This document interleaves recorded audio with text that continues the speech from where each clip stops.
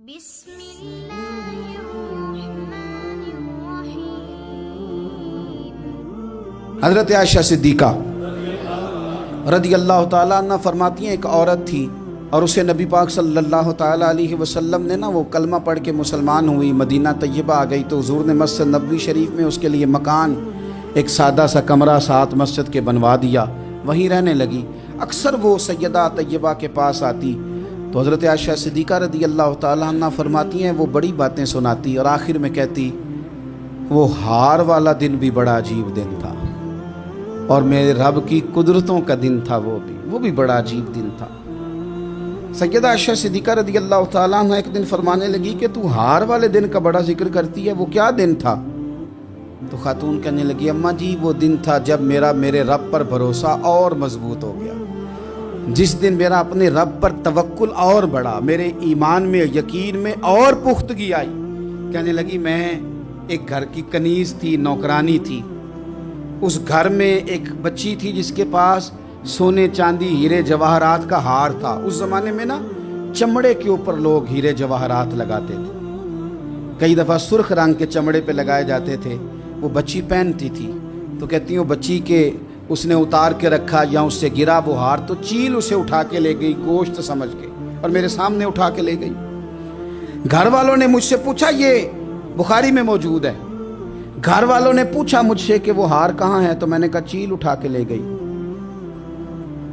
گھر میں کچھ چوری ہو جائے تو سب سے پہلا الزام کس پہ لگتا ہے؟ ملازمین پہ۔ کہتے انہوں نے مجھے بڑا مارا، بڑی تکلیف تھی، حتیٰ کہ میری شرمگاہ تک کی تلاشی، میری عزت اتنی خراب کی میں بتا نہیں سکتی۔ میں نے اپنی زندگی میں ایک واقعہ دیکھا، ایک امیر گھر میں چوری ہو گئی، ملازم کو اتنا مارا کہ وہ چارپائی پہ پڑ گیا، پولیس والوں سے اتنی مار پروائی گئی کہ وہ بیچارہ چارپائی پہ پڑ گیا اور پھر وہ اتنا بیمار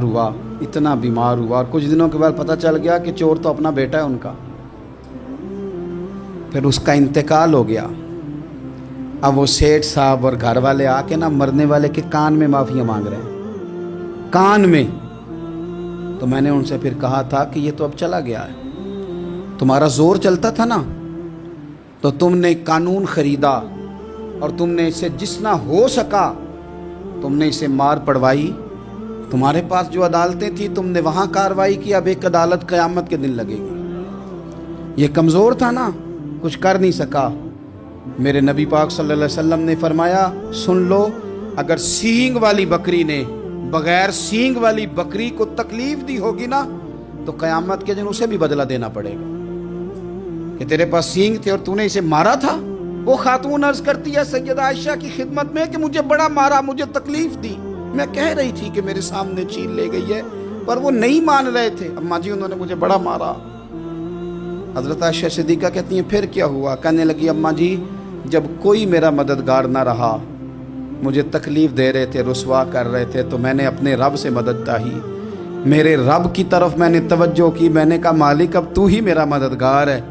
کہتی ہے وہ مجھے مار رہے تھے تو وہ چیل جو ہار لے گئی تھی وہی لے کے واپس آ گئی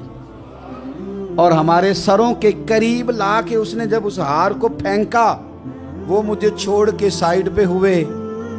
وہ میری بے گناہی جان گئے، لیکن آپ کو بتاؤں اس دن سے میرا اپنے رب پر یقین اور بڑھ گیا۔ مجھے سمجھ آ گئی کہ جب انسان پورا ٹوٹ جاتا ہے اور جب کوئی چاروں جانب اس کا مددگار نہیں ہوتا تو رب تو ہوتا ہے اللہ تو اس کا مددگار ہوتا ہے وہ تو پھر اپنے اس بندے کی مدد کرتا ہے پھر وہ تو توانائی دیتا ہے وہ تنہا نہیں چھوڑتا،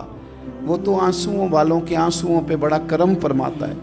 وہ تو قسم پرسی میں آ جاتا ہے، اس کی رحمت بڑھ کے استقبال کر لیتی ہے۔